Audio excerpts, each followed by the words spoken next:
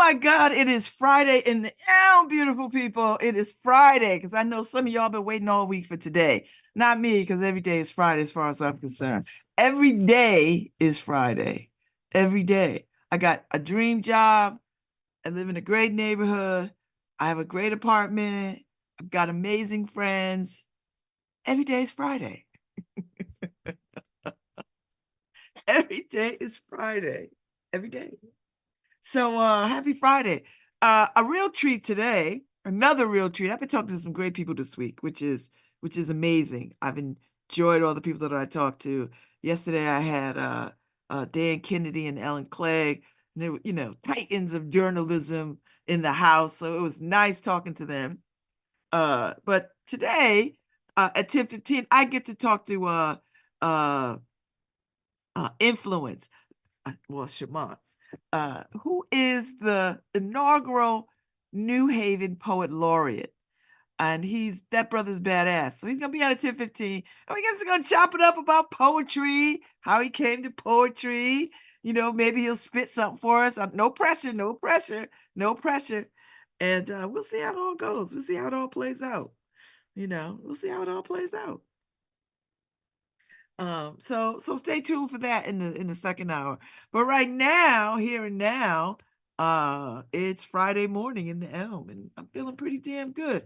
Got a few things on tap today. Today is one of those days where it's chock full of stuff. Full, full to the brim, full to the brim of stuff. So I got to get into it. So once I get over here today, I gotta go see my internist. Then I had to go to the gym because I had to push back the gym to go see the doctor. In between the doctor and the gym, I gotta pick up prescriptions, and then go to the gym. And then I don't think I have anything until later in the day. I've got a meeting at 4:30, and then uh, good times with friends at around 6. So that's my Friday. And I'm gonna wrap it all up before the rains come tonight. I guess another rainstorm is coming through. So I'll move all the stuff off the porch. So the stuff on the porch does not become a projectile. So so that's where we are. We'll clean up everything off the porch. Not everything. We just set everything on the ground. So when the winds come, I don't got to go in the street and find my, plant pots and pillows and stuff. So, but yeah, that's my Friday. Saturday, I don't have anything on tap. Like I don't have any plans. Oh wait, let me double check. Oh, let me double check. Uh, well, yes, I do Saturday, because it's the Delta Sigma Theta Sorority Incorporated Founders Day. Founders Day, Founders Day. So we're having a party at Terminal 10. So if you're in earshot of my voice, come hang out with us. Come and get down with the Reds. That's what I'm gonna say. Come and chop it up with the Reds. So I'm gonna run in there for a little bit. I'm not gonna stay to the bitter end. But I'm gonna go hang out with my sorors because some of them I haven't seen all, in a minute. So I'm gonna go and, jam a little bit, and then I'm gonna be out. I'm gonna be out. I'm gonna be out. I'm gonna be out. I'm gonna be out. I'm gonna be out. So, uh, uh, that's where I'm at. So that's my weekend. And then Sunday, I don't got nothing going on Sunday. I don't think. It's Gracie's birthday. Ife's niece. Her birthday is Sunday. She'll be sweet 16. Oh, honey, honey, I remember being 16. Oh my God. And I knew what I was doing when I was 16. Booyah. And then of course Monday is where we observe MLK birthday. We observe it. So his birthday is uh not on the 15th, but we celebrate it. Federal holiday. Uh federal holiday on Monday. So, you know, So yeah, so he was born on the 15th. So we observe it on the 15th, and looking forward to it. So I'm trying to decide what I'm gonna do.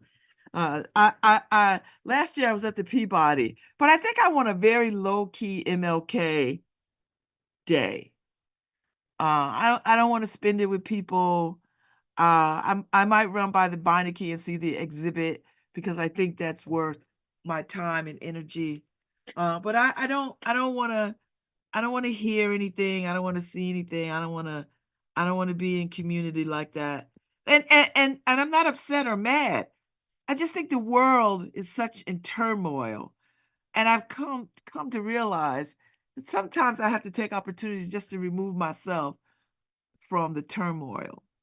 And I'm troubled by uh, Lincoln University. HBCU has a white president, and they had a sister there who was a professor, and she committed suicide because she was being harassed by the white president. Now, I don't know how I feel about white folks leading black institutions. I feel some kind of way about it only because we rarely lead white institutions, and when we do, they come for us, i.e., Harvard. And so I feel some kind of way about that, and I just the idea of a white man running a black institution just gets it just doesn't sit well with me on a lot of levels. So, you know, I, I, it just affected me in ways that I didn't realize it was going to affect me. And I think it's on the heels of what is happening to Black women in academia, you know. And I'm one of these people, I'm such an idealist. I always think that higher education is the ground where we stand to press big ideas, to be our most liberal selves, to foster an environment of learning and discourse and dialogue and debate.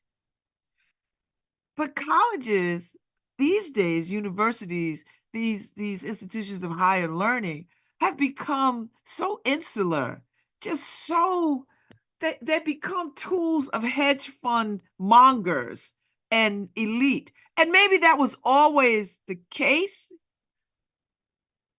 but I don't feel like education as we know it is going to be a place where higher learning is going to take place,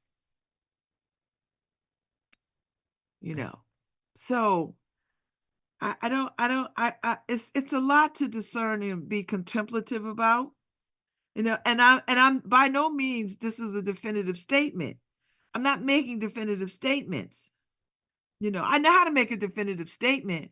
Like, I'm not going to drink milk. That's a damn definitive statement. I'm not going to drink milk. That's definitive. Why? Because I'm allergic.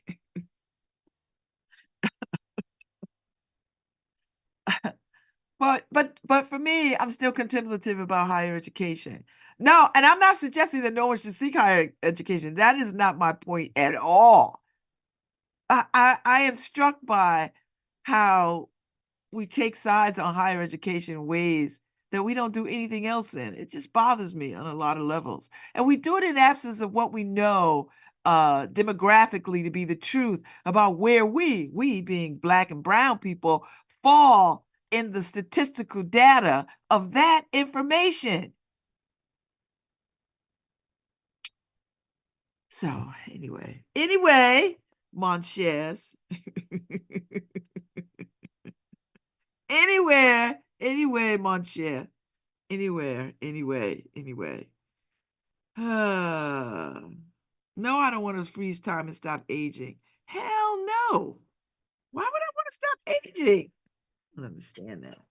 I don't understand people ask these ridiculous questions. I don't want to. I don't want to.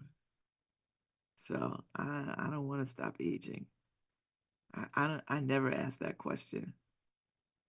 Do you know what I mean? Like, I'm just never I'm never gonna ask that question because I don't want to know. I think if you stop aging, that means you're dead.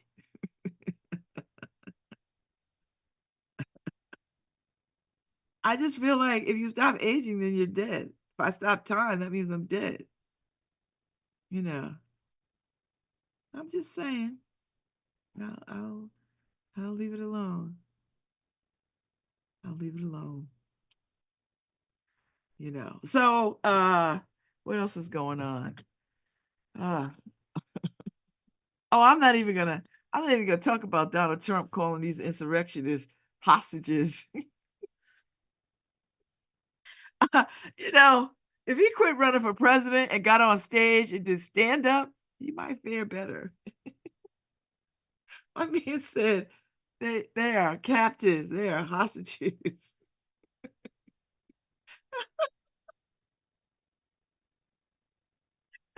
Oh, hostages, political prisoners, if you will. All right, Donald Trump, hostages. Now, your ex-wives might say that they were hostages, but I don't know. I don't know if insurrectionists qualify as hostages. I don't know. I'm I'm no attorney. I'm just playing one on the radio. Oh, Lord have mercy. All right, hostages. All right. All right. All right. All right. All right.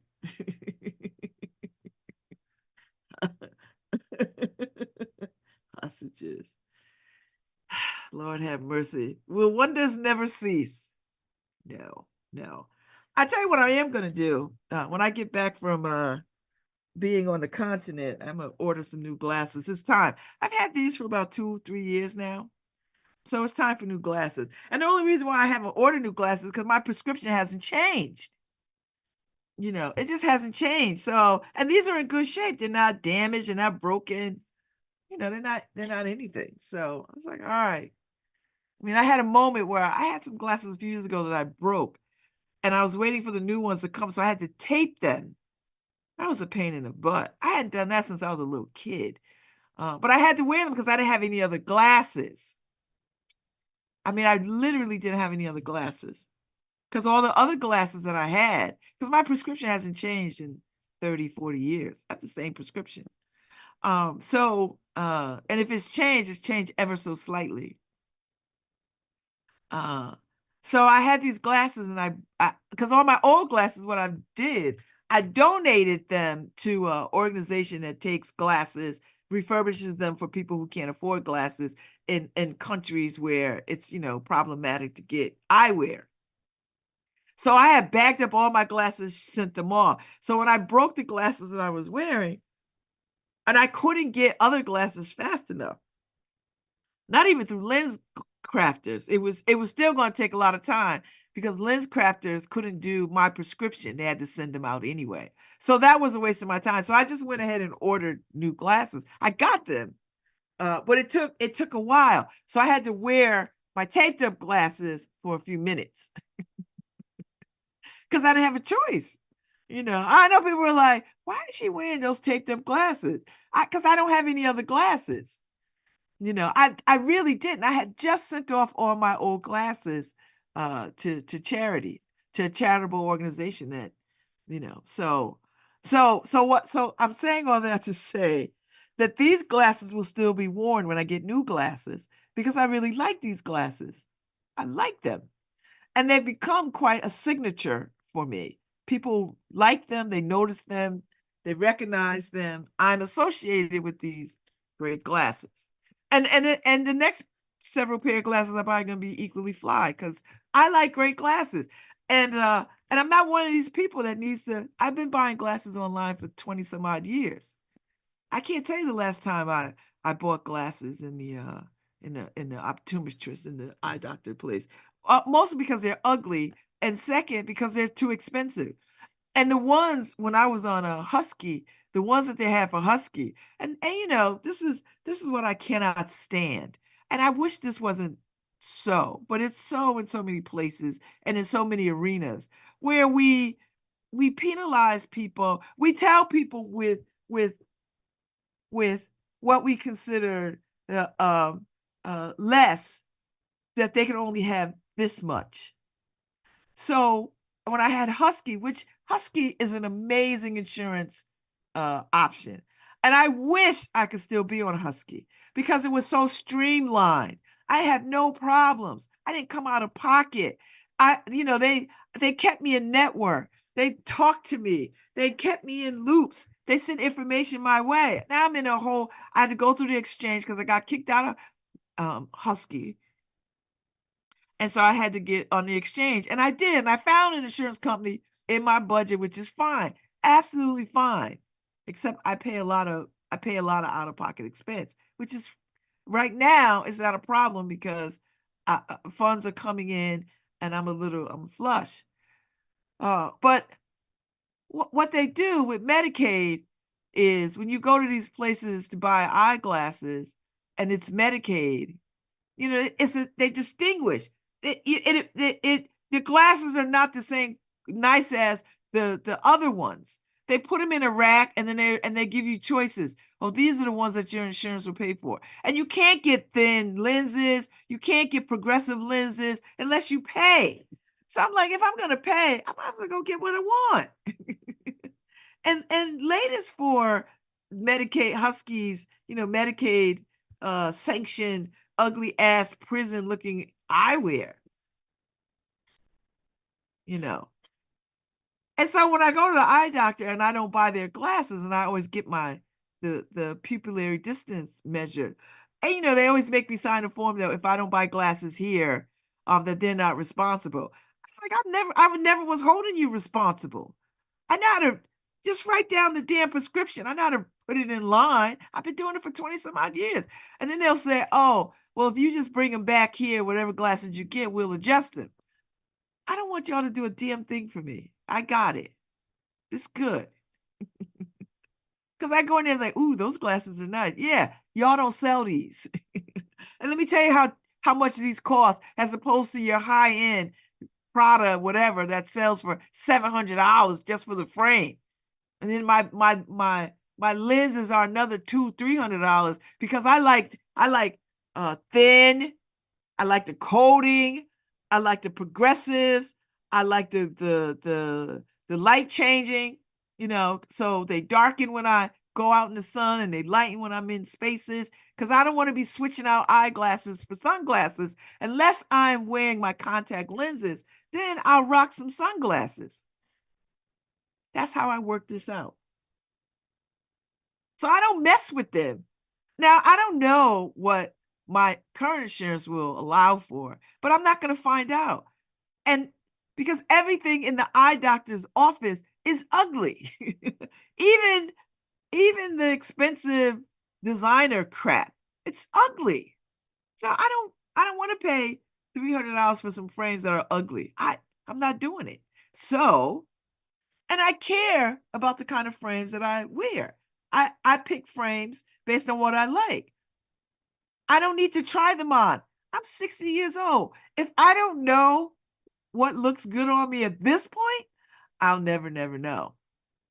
If I don't know me by now, I will never know me. That's it. I'm just saying. So, people are like, how do you buy glasses online? Don't you need to try them on? I don't need to try on a damn thing. I know I have a round head. I got a really big round head. I pick what I like. I've never been wrong. I haven't been wrong. Sometimes I want a cat eye. This is the first time I wore round glasses because I always wanted a pair of round glasses, but I wanted them to be big. I need big round glasses, not little round glasses. So these are big. I love them. I love these glasses. I'm gonna get me another round pair, but I'm gonna get me another cat eye because I like cat eye too. And then they've got all kinds of these cool glasses, and there's so many cool websites.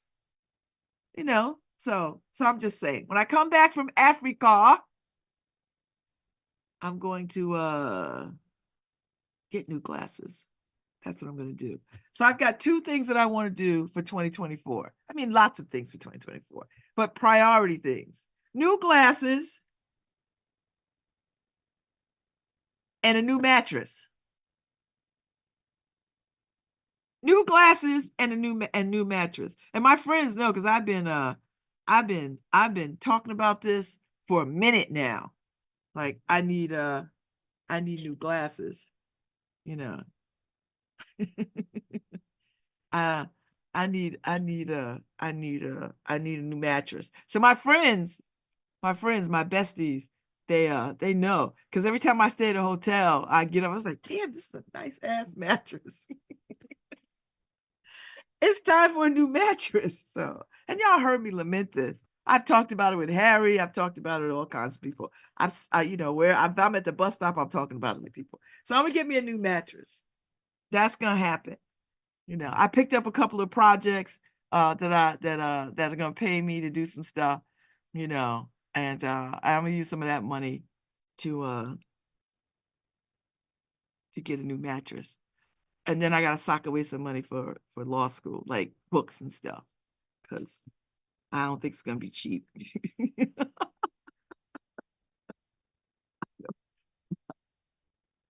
I don't think it's gonna be cheap. I just don't.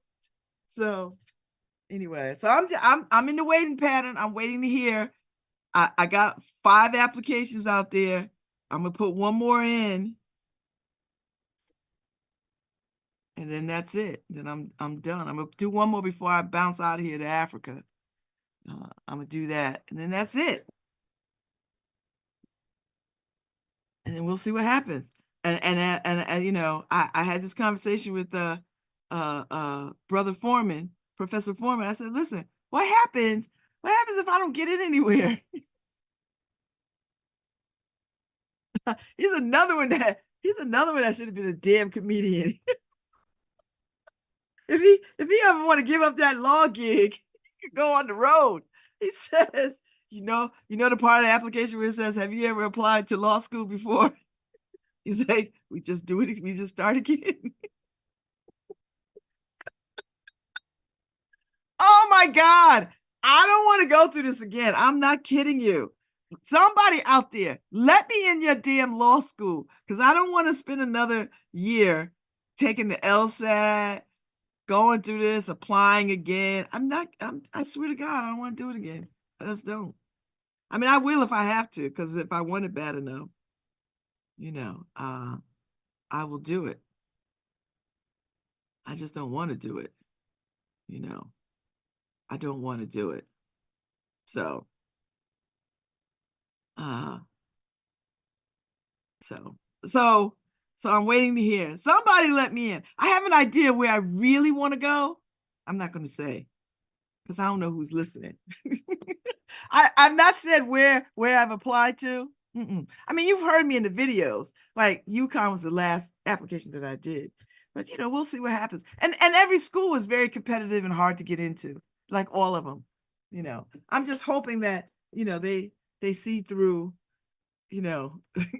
test grades, and they say, you know what, she seems interesting enough. Well, I think she would add to the culture of a law cohort. I'm hoping that some admissions office will say, damn it, this 60-year-old woman wants to do this. We're going to give her a shot. I'm hoping somebody will be like, yeah, we'll give her a shot. We'll take a chance. We're going to bet on Babz. I'm hoping. That's the prayer. So we'll see what happens. It would be nice if I could hear something before I got on a flight to Africa. Then when I come back, I could plan my reveal party. I could be like, all right, we have a reveal party.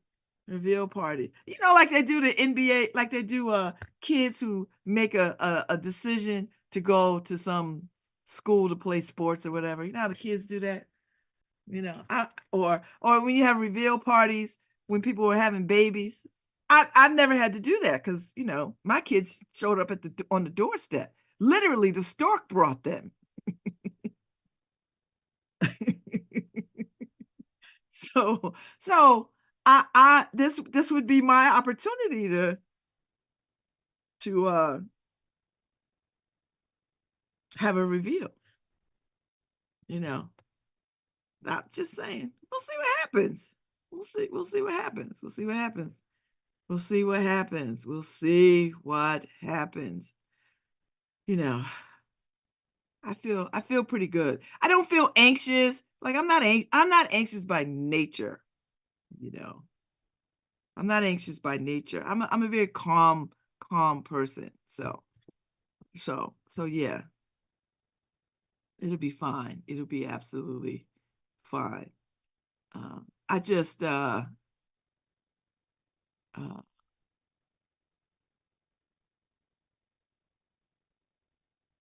it'll be fine. And if I gotta start again, we just start again. What? What else I got to do? So anyway. So Monday is a long, this is a long weekend.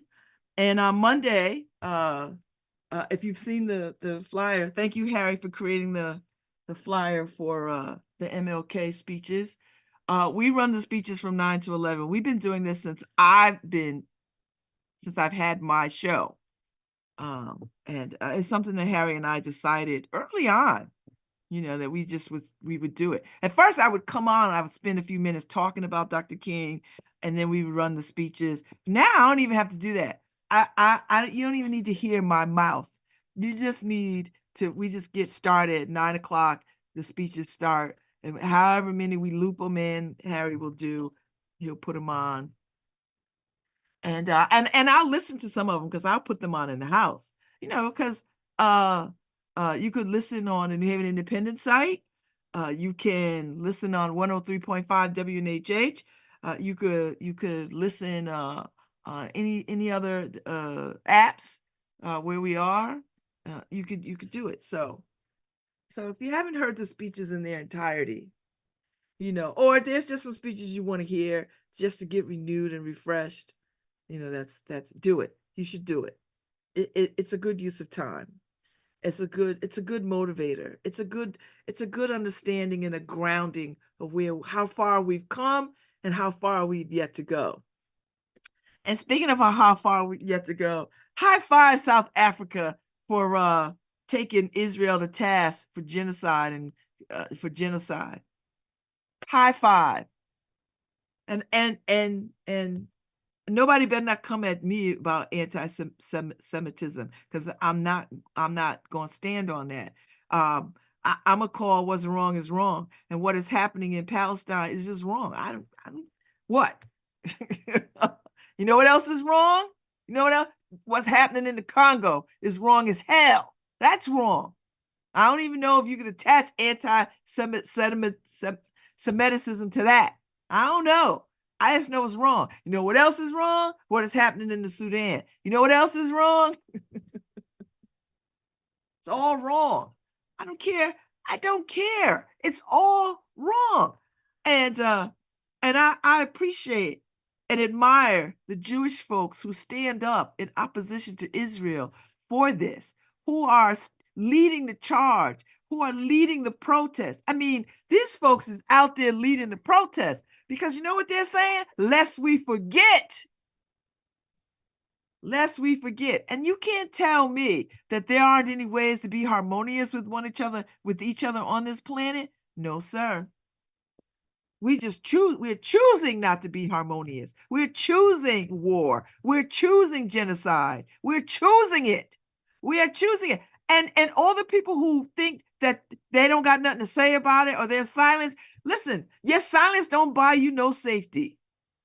Your silence is not going to buy you safety. So you're going to have to pick a side. Everybody got to pick a side. You either pick the right side or the wrong side. You either pick the right side or the wrong side. That's it. There's no in between. There's no gray areas. There's no other kind of stuff. And let me tell you something else. If you can pay attention to what's going on in Israel and what's happening in the plight of the Palestinian people, then you also can pay attention to what's going on in this country with these elections.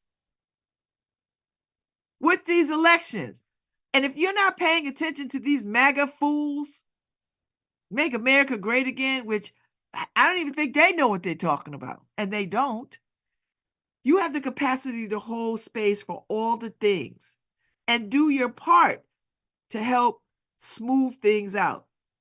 You don't gotta, I'm not asking nobody to fly and be negotiator or diplomats for the Israel-Gaza conflict. That's not what I'm suggesting. But you got conflict in your own neighborhoods. Be about that. That's where you start. I've been thinking a lot. I had this conversation with Earl, and it has been bothering me to no end, and I feel like I've got to figure out a way to insert myself in this narrative about what happens to people when they go to prison, particularly if they don't have education, particularly if they don't know how to read, particularly if they don't have access to reading materials. And that, I find that bothersome. We have a whole Whaley Avenue jail, and people were there for considerable amounts of time for pretrial stuff. And I have no awareness of what they do with their time in there. Do they have access to reading material? Is there a library in there? Can they check out books? Can books be brought in? Like what is that situation? So I called my friend Earl Bloodworth. I said, listen, this is bothering me. Let's so he's like, Babz, I'm with you. Whatever you want to do. He was like, the former librarian, the one who just passed away a couple of years ago, he was working on this very thing. So I'm gonna pick up the mantle, because I can't rest. I mean, I could rest, but I can't. When I say I can't rest, it's in my mind, and I thought something has got to happen here. We've got to. I'm seeing some things around education and access to education that is bothering me to no end. That's bothering me. And I wish I could unsee it, but I can't. And by saying I wish I could unsee it means when I see something, I am compelled by a God that calls and sends to just put some light on that. And so I just feel like when we are squabbling about higher education and we are decimating lower education, and we are, it's going to create a class/caste system in the likes that we haven't seen since Reconstruction, since before Reconstruction. I think. Now, I am no scholar. I'm just playing one on the radio. I am no historian. I'm just playing one on the radio. But I see the two trains, the two parallel tracks of where we are. I don't think it's by accident that higher education is going to be unreachable for a lot of people, for generations of young people who want higher education. And then I'm seeing jobs that say we are going to remove higher education component for some of the jobs that we need workers for. Like jobs that used to require higher education degrees.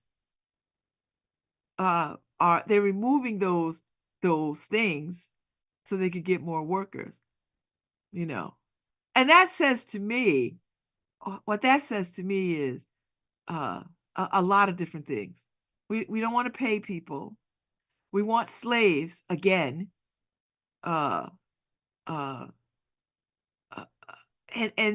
we don't, and we want education to become again an elitist model for success.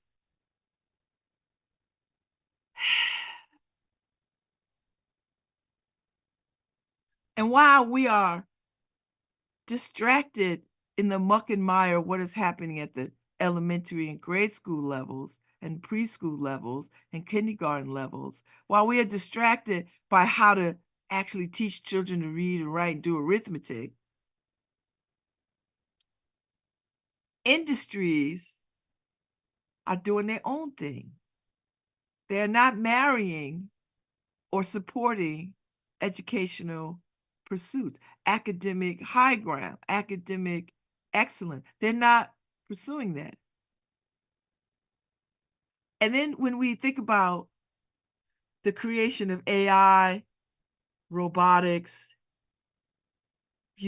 that's going to take jobs away from people. And we already seen it. And I don't care if people come at me with, oh, you're just being a conspiracy theorist. Well, you're a fool.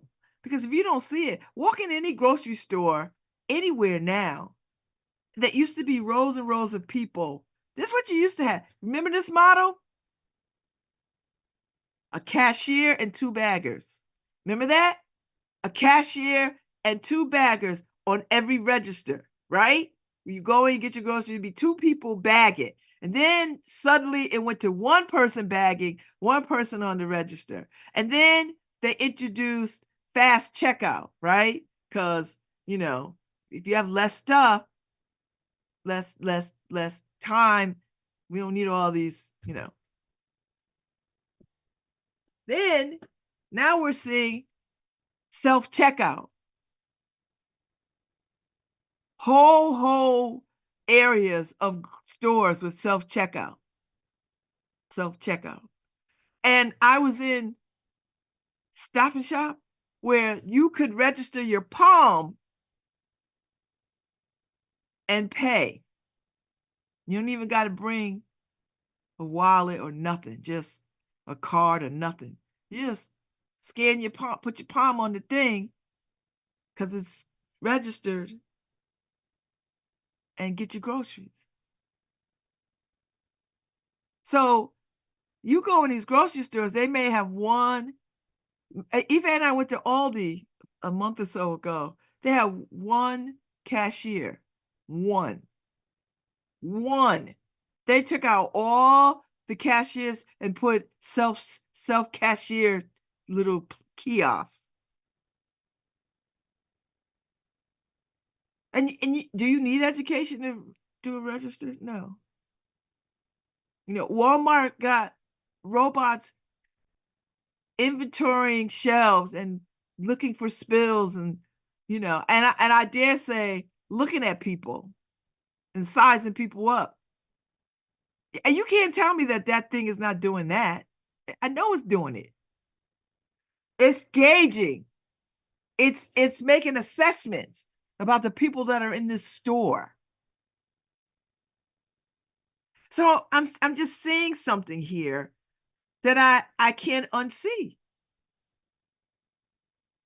And everybody is, all the countries, all the developed, not even the developing countries, all the developed countries are racing to have the technology to destroy the world. And by destroy the world, I mean put more profit in investors of corporations and businesses and industries so they could turn a profit. Because that's still necessary. Still very necessary, right? We got technology that is creating artificial robotic dogs for police forces. I saw something the other day where they made a robot, and the robot harmed the engineer because the robot was feeling some kind of way about its treatment. I'm not making this up. I'm watching a thing on CNN, and the engineer is pushing the robot, and the robot is like, falling back, but then doesn't fall down. He's like being aggressive, antagonizing it. And I'm thinking, you training it. You don't see it because you are thinking you're better and more sophisticated than this thing that you just built. But as it is, as at every moment that it is plugged up and running, it is learning how to beat you at your own game. So it's not out of the realm of possibility that if you If it feels oppression, if it feels threatened, then anything that feels threatened or is gonna fight back. This might be a good weekend to watch Terminator. refresh my memory, take some pointers on what needs to happen. So I'm paying attention to the distraction of elementary grade school education and the foolishness that is happening, and the dangerous foolishness is all dangerous as far as I'm concerned. The dangerous foolishness is happening in higher education. The danger, very dangerous. And I would tell anybody, get your kids prepped up for college. Get them as much education as you could possibly afford, because that's going to be a card that's still going to carry some weight into the future. And I appreciate a vocational technical education. I am a product of a vocational technical education. I get it, but I also hold a couple of degrees because you know what I can do? If all else fails, I could go teach at the collegiate level. I have taught at the collegiate level. I have.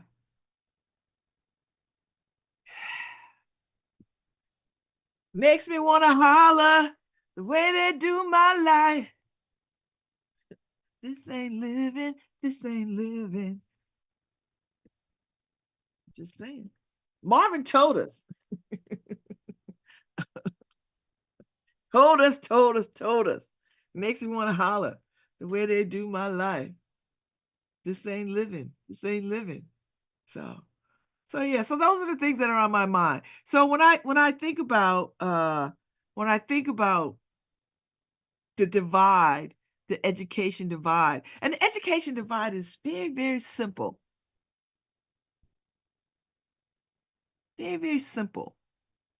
Why are we having such a hard time teaching folks to read? Why? Why isn't that a national emergency? Why isn't that a national emergency?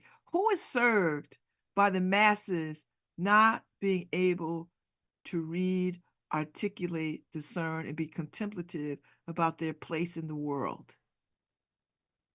What does that mean? Who benefits from that?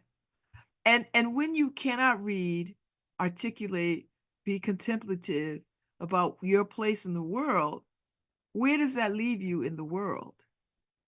Well, I'll tell you what. It means that the ability to dream and imagine for yourself, for your community, for your world ceases. It ceases. If you cannot read, write, articulate, discern, and be contemplative about your place in the world,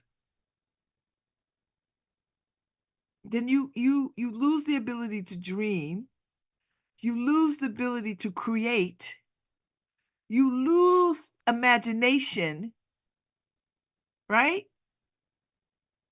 That's what happens. That's what happens.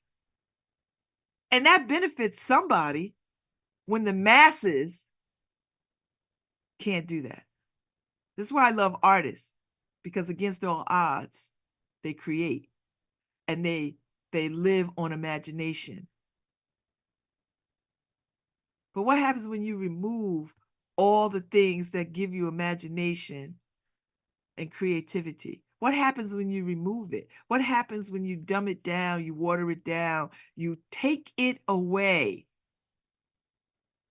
And I know people will listen to me like, oh, that can't possibly happen. I invite you to look again. Look again. Look again.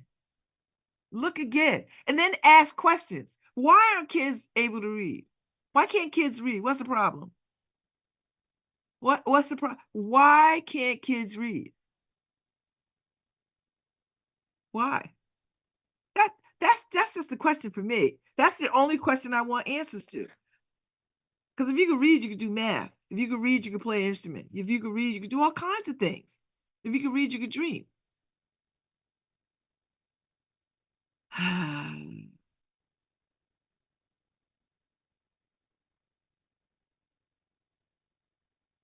just saying.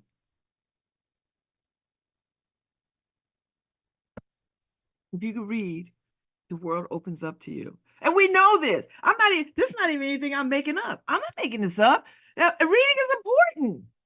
Listen, we don't teach children cursive writing, they can't read in cursive, they can't write in cursive. Guess what happens? So when you have to sign off on documents, legal binding documents, and you just get to sign what? An X? Oh, where do we know this story? I'm just saying. Ugh. Makes me want to holler the way they do my life. This ain't living. This ain't living. So anyway, I think this is a good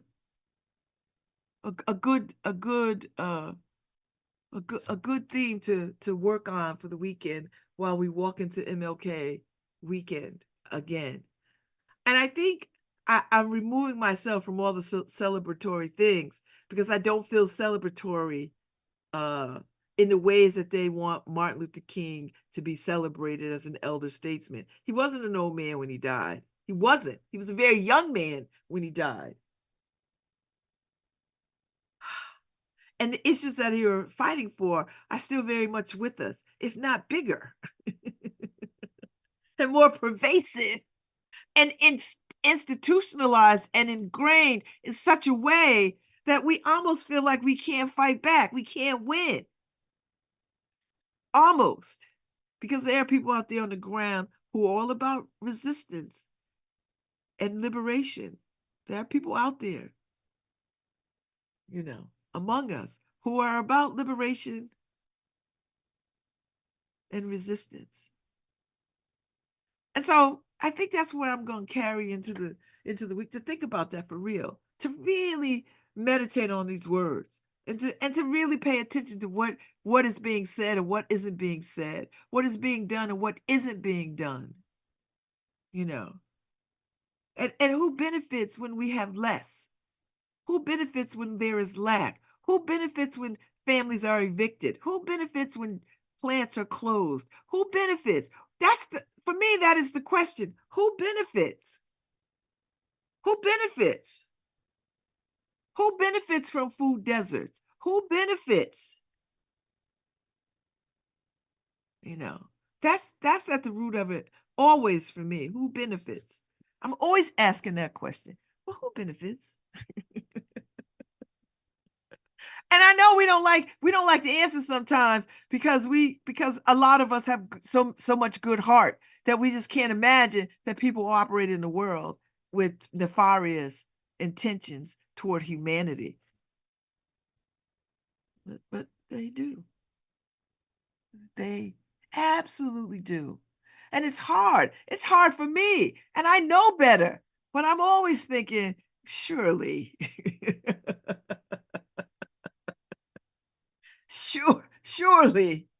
But when I hear places like Walmart, Amazon don't provide health insurance, and that the workers who work there have to go back to their states for health insurance, i.e. Medicaid, because those companies don't want to pay to take care of their workers. And they're the largest they're the people who work for Amazon and those places are the largest,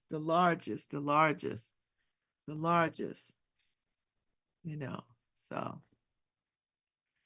anyway, all is well. So I'm going to take a break, but when I come back at 10:15, Charmant Influence Little, the inaugural poet laureate, will be with us. We got to talk poetry, chop it up about poetry, how he comes to poetry, what drives him, what excites him, who he's reading these days, that kind of stuff. So y'all, I'm gonna steal a term from my ugly radio family. Keep it locked. I'll be right back.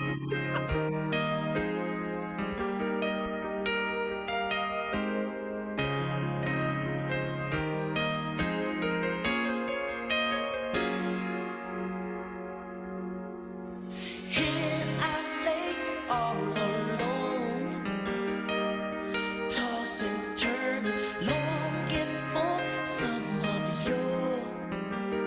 Hi, this is Babz Rawls-Ivy from New Haven, Connecticut, and you're listening to WNHHLP 103.5 FM, streaming live at newhavenindependent.org.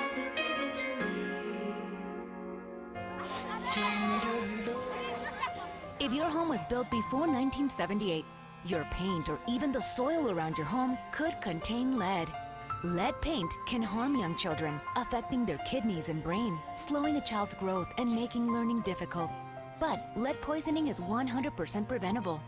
We have funding to keep you and your family safe. To learn more about our program, visit nhvhealth.org. Together, New Haven,